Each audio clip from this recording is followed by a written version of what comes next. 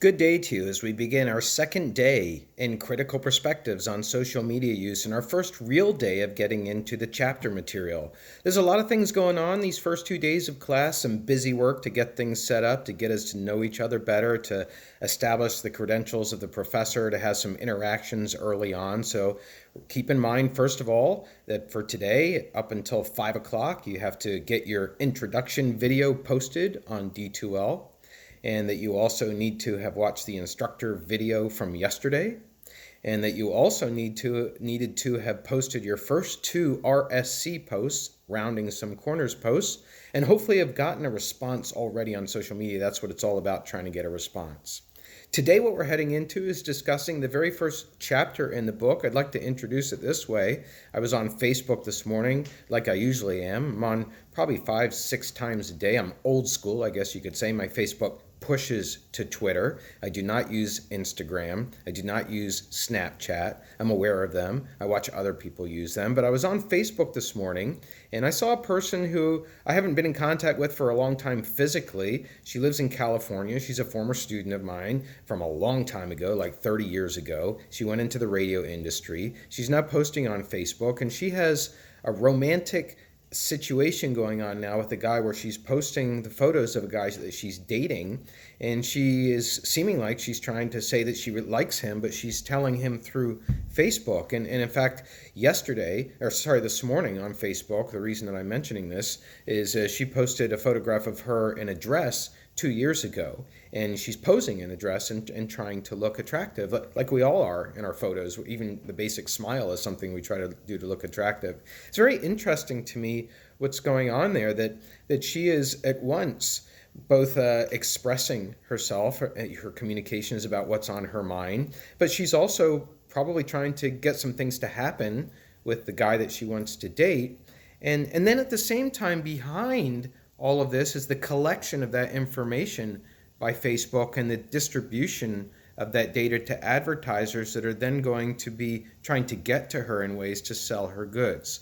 And this is going on every single day on Facebook, and it's going on for you right now, and you're in the throes of it like no other time of the year right now, with the Christmas season upon us probably, and all the temptations to purchase gifts that are coming to you through social media. You know better than I do the kind of siege that you are under. And so this is the way that we're introducing the course today, because it is largely about the economics of social media. That's what this course is largely about, but it's also about the power that is in social media as well, the people who have the power, and that's why it's about political economy. That's a phrase that we use over and over. But first of all, let's ask the question, what exactly is social about social media? Well, we're going to be asking that question through the whole chapter. What makes social media social? It has certain properties to it that makes social media social. First of all, there's information and cognition that goes on. And by the way, if you're following along in the chapter, I've jumped ahead just for this section. It makes more sense to introduce it here. I'm not going to go over through everything in the chapter. My job is to break it down, right? So what makes social media social? First of all, there's information and cognition going on, that we're learning, that our minds are being activated, that there's thinking going on. That's what cognition is all about. And at the same time, the book makes the comment that we don't really see the labor that goes into making the things that we use to get access to social media applications and platforms. Like, we don't see the person making the cell phone that you don't know, is that a Japanese person? Is it a Korean? Is it a Chinese person? Is it a Mexican person who puts it all together after those people make it? Those are possibilities out there, but we're not in touch with that. It's mostly an information and cognition function that happens. Secondly, what makes social media social is there is a communication function. And if you've studied communication classes before at our university or anywhere, you know that that's about the exchange of symbols to gain meaning. Symbols being words, symbols being gestures, symbols being emojis in today's social media. Thirdly, what makes social media social is that there is community to social media. We feel like we belong.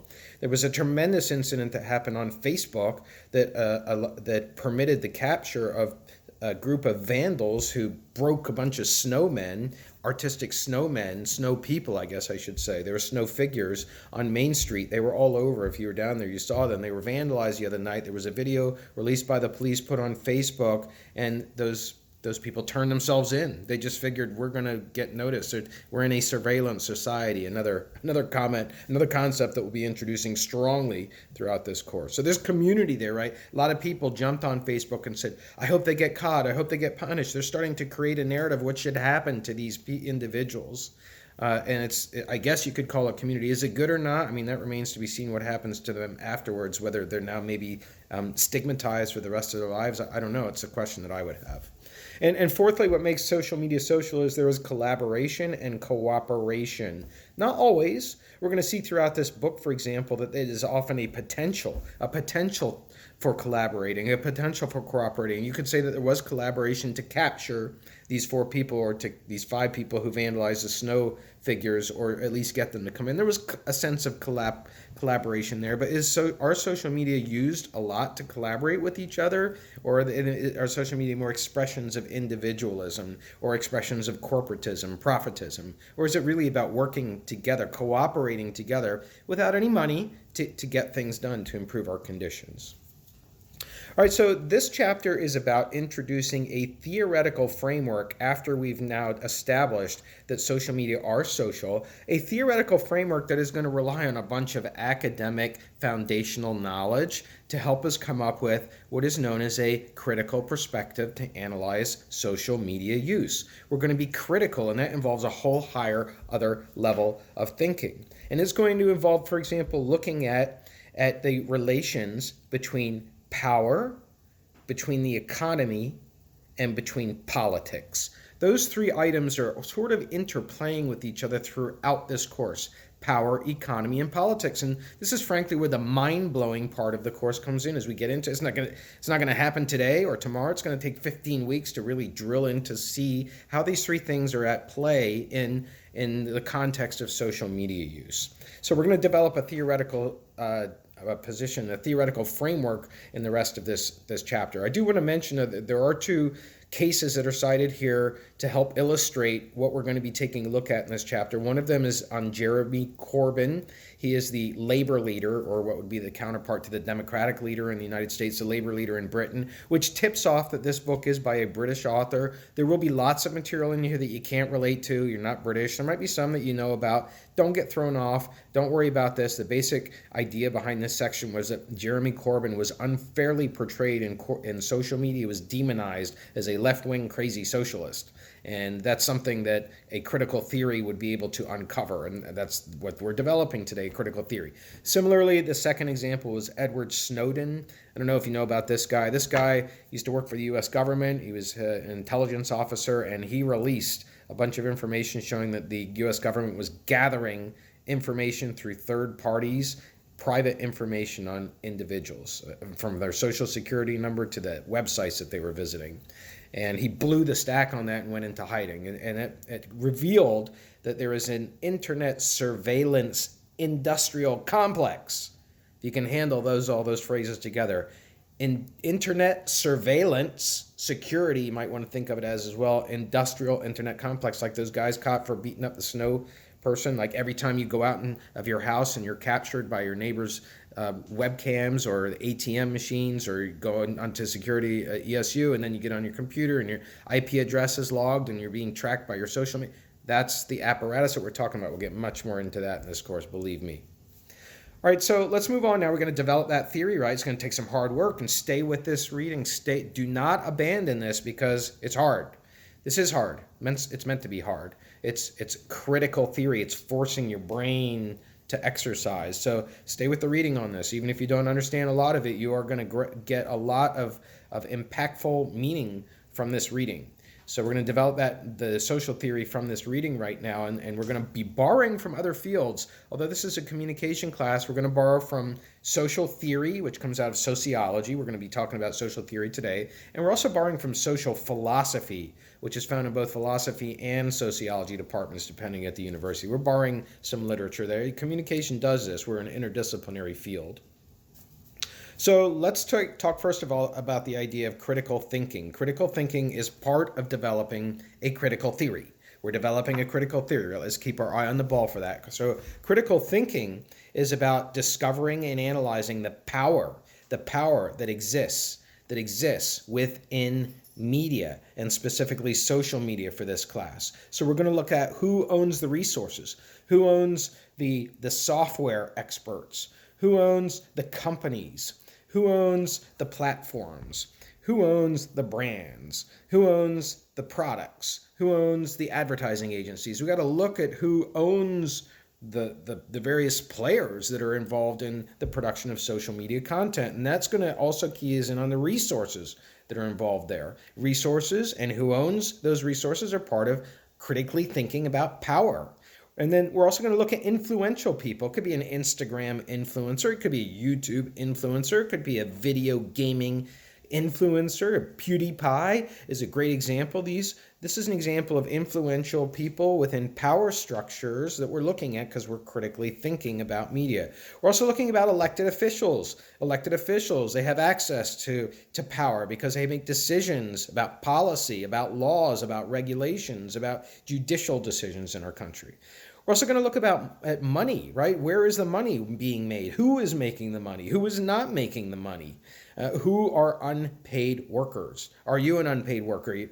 Yeah, you are. We're going to be making that point throughout this class. Just like when you go through ShopRite or any grocery store these days and you go through the self-checkout line, you're working for free. You're working for free. You're not being paid for bagging your groceries, but it's built into the cost, or is it? You don't know, right? But you do it. You want to get through the line, and that's similarly what's going on the internet. You're working for free. We're going to get into that later on in this course. All right, next up is critical theory. Critical theory is a body of literature that comes out of social theory. Remember I said we're studying social theory, borrowing from sociology? Social theory is a way of describing the way that people interact with each other. It's very broad. It's social theory. Critical theory is a smaller component. And it comes out of one particular writer who has been demonized in U.S. popular culture over time. That writer is Karl Marx, with a K, K-A-R-L, Marx. Karl Marx, a German, a Russian German, and he was writing very much about the inequities that existed in the production of capital due to capitalism. So what does that mean? Inequities that existed due to the production of capital and capitalism is to say, if you look at a capitalistic enterprise, a profit-making company, you will see at the top a very small group of people who are making a whole lot of money if the business is successful, and at the bottom a whole bunch of people who are really struggling. They're working long hours. They don't have as much leisure time. They're working for less money. Now, of course, in the capitalistic framework, the logic is, well, yeah, the people at the top, they're the owners, the managers, they put in the time, they've invested, they have the creative ideas, etc., the management technique, and the people at the bottom, they have labor skills, and they haven't yet got their college degree.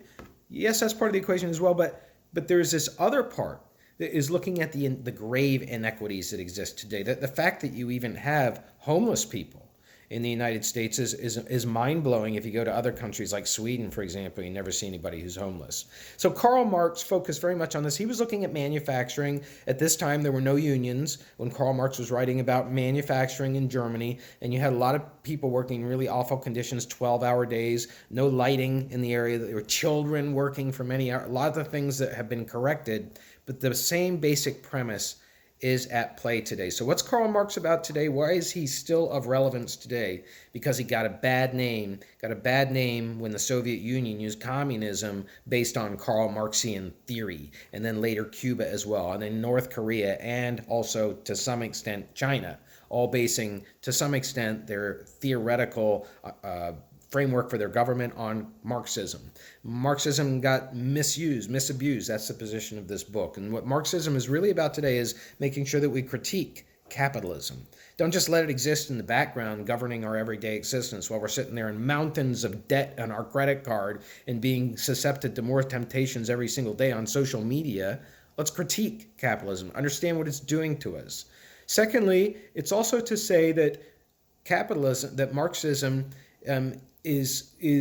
predicted the internet in some ways, because Marx himself predicted that a worldwide network he described it based on the telegraph, a very old invention, would eventually lead to a worldwide network of global capitalism. And certainly capitalism is at play in social media. In fact, we're going to discuss Facebook and Google in this class as the two largest advertising agencies in the world. What? I'm not talking about Facebook as a social media platform? No. I'm not talking about Google as a browser? No, I'm talking about them as ad agencies, because that's really what they are. And we're going to point that out repeatedly in this class. So social media is all about capitalism today. It's about driving you into a purchase. It's about collecting information on the way that you look, the hat that I had on yesterday, or what you talk about, or what you type out, or what you like, what you share, what you comment on. It's about getting it somewhere that some money can be made off of it.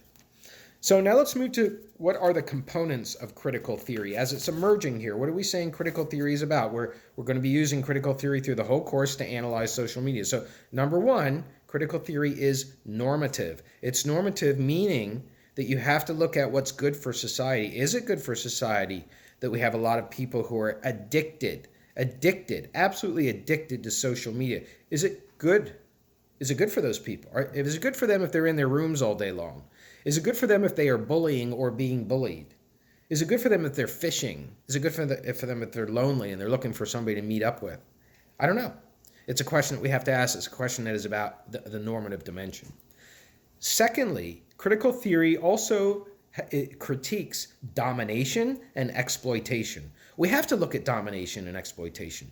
I tell you what, in my department of communication, I'm the internship coordinator, and I have students that I'm sending all the time into the field working in internships at broadcasters, and they are driving to these internships and working 150 hours all semester long, and they're not earning a penny at these internships. That's exploitation to me. Why does that happen? Because the market is so competitive. It's so hard to get an internship at a TV or radio station. Students have to suck it up. Usually it does serve them well. They get a job. But for that 15 weeks, they got a hard struggle. They're sleeping on couches. They're doing whatever they can. So we have to look at exploitation like that. We have to look at domination. What groups are being dominated? They're not allowed to flourish on social media. We're going to be getting into that in this class. Next up, critical theory uses dialectical reasoning. Dialectical reasoning is actually a method of reasoning that comes from Karl Marx. And what it is basically about is identifying contradictions in society. We can identify contradictions so that it gives us insight. And particularly, we're going to identify contradictions in capitalism. So for example, how can it be possible that as a musician, that you have the potential to get your music out to everybody in the world through YouTube? It's possible. That was never possible until your generation. It wasn't possible in my generation. We didn't have YouTube, the social media platform, but you have that. How is it possible? And yet today, it is tougher than ever to become a successful musician, especially commercially successful musician. It is tougher than ever. That is a contradiction. What is causing that contradiction? And so is it because there are so many people who now can create music and distribute it? Or are there other barriers there to distributing music through social media? Well, another question for another time, but that's what dialectical reasoning is all about. It's recognizing that a society actually is always in a fluid state. It's always changing. You always have these tensions going on, but you got to point them out. You got to point them out to get insight. And a term that's used to describe the process here as one of Marx's follow-up thinkers, Hegel, Hegel, German philosopher also. Hegel used the term sublation. Sublation to talk about this method of analysis. What you do is you study how social media, in this case, social media eliminate a previous structure, then at the same time preserve that structure, and then end up synthesizing that structure into a new structure. So for example, Facebook. Facebook took the idea of a book. It's in the name, Facebook. Your face in a book. How strange, right? You probably never think of it that way. It's an old structure. Flip through book, right? Book. Flip through. Got to read it a certain way. Got to pay attention. Mark pages. Oh, it's fun. Can touch it. Go back and forth. A lot of things about the book. A lot of great things about the book, but Facebook is borrowing that. It's destroying the old structure. It's saying you can read on a screen now. You don't need to read on that. So it's preserving the idea of book. Right? You have pages. You have pages on Facebook. That's borrowed from the book, preserving an old structure. But there's a synthesis going on too. There's a synthesis melding it into a brand new medium. It's different now, Facebook. It's even different than it was last year. Right? Facebook is changing all the time. The anniversary stuff that comes up on Facebook now is more detailed and more common than ever. It's new. So sublation is all about society's contradictions going through elimination of an old structure, preserving that structure to some extent, and then synthesizing it in a new structure. I'm still continuing on here now. Continuing on with the components of critical theory, another one is that critical theory is connected to social justice. It's not just about examining things and identifying things. It's not like biology, not that biology is devoid of morals, but it's not like saying, oh, we've discovered a new species. No, critical theory is also about saying we got to make some changes here. There's some people being wronged by the way that social media are structured.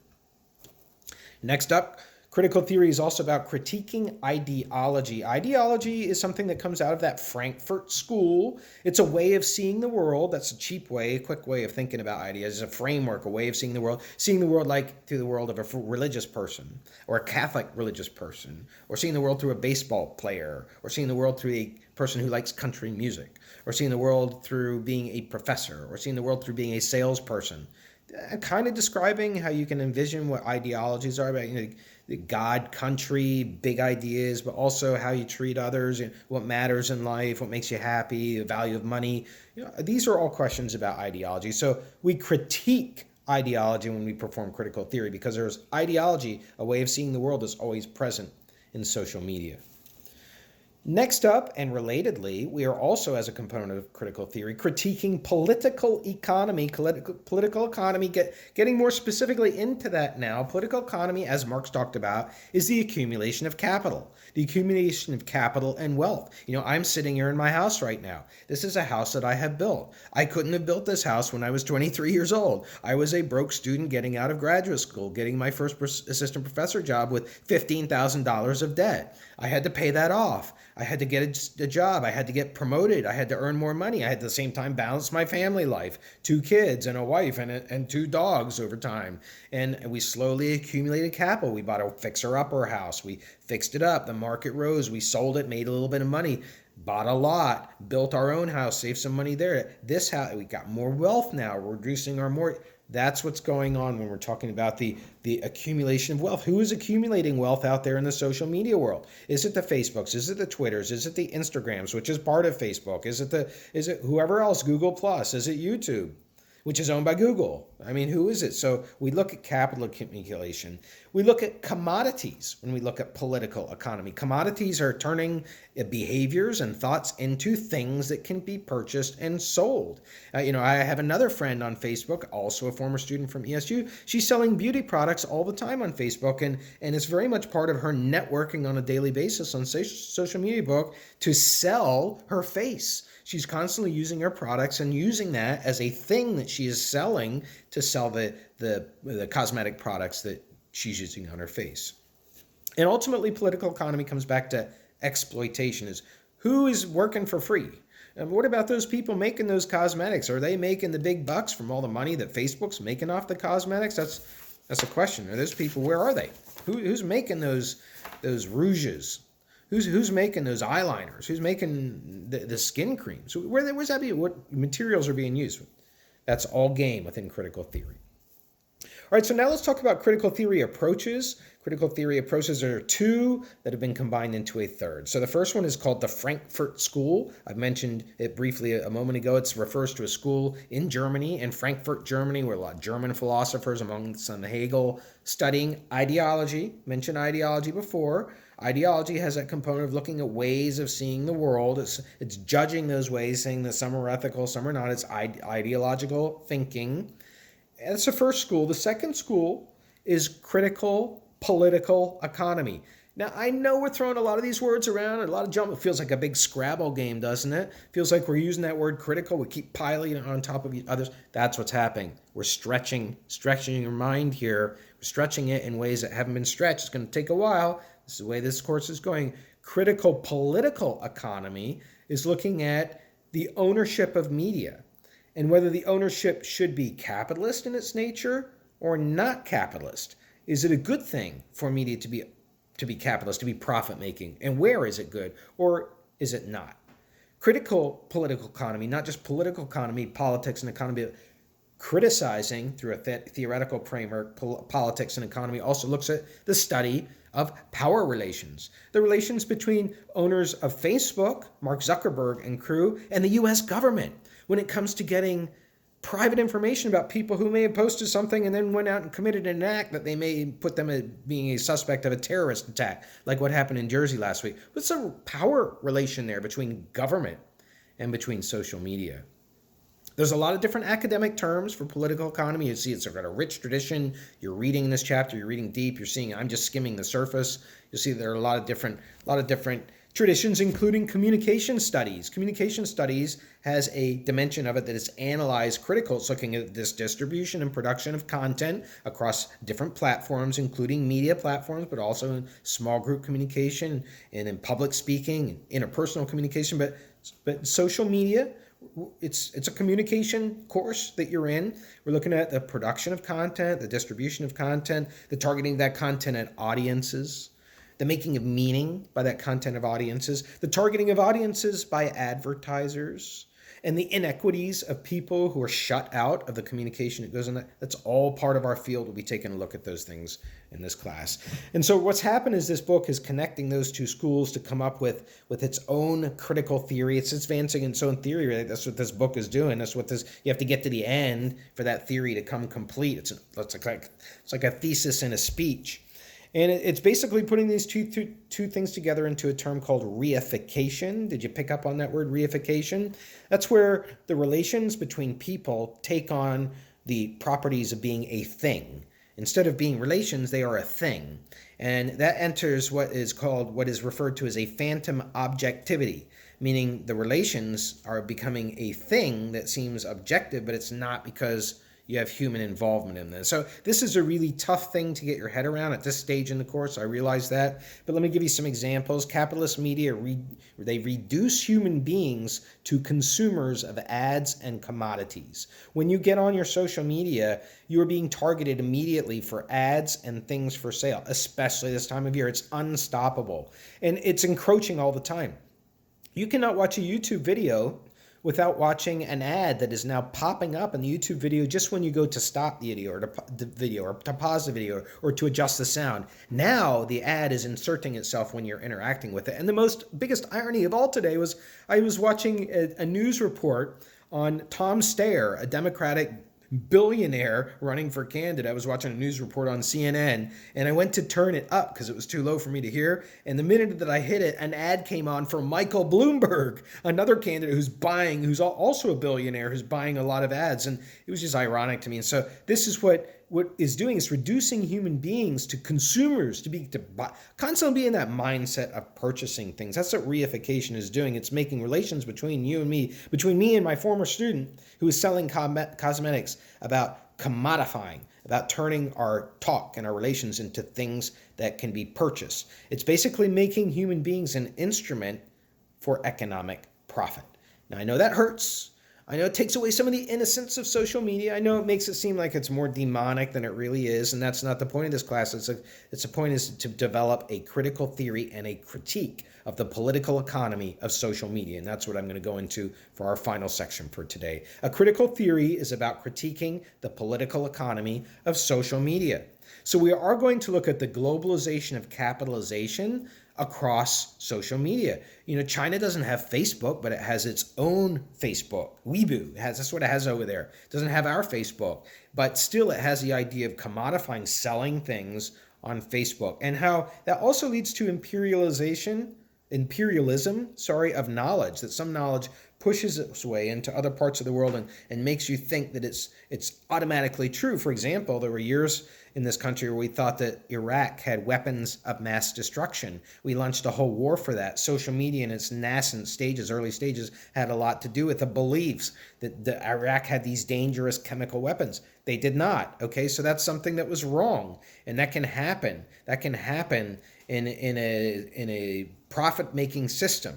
And so that's another reason that Marx is being renewed, that people are revisiting Marx, because he is the guy. He's the person who looked at capitalism. He looked at the disparity between knowledge, between those who know and those don't know. He looked at the accumulation of capital. He looked at media. He looked at manipulation of ideology through social media. He looked at social movement struggles, like between labor, between unions, between internship people and advisors. He looked at the aim of a democratic society. What's a democratic society supposed to be about in theory? About equality and about justice and about equal participation. So this is a heady way to start the class, but these are heady ideas and we need to dig into them full force upon introduction. So I wish you the best interest in making sure that you stay with that chapter material today. As always, I remain available by email. And other than that, have a great day.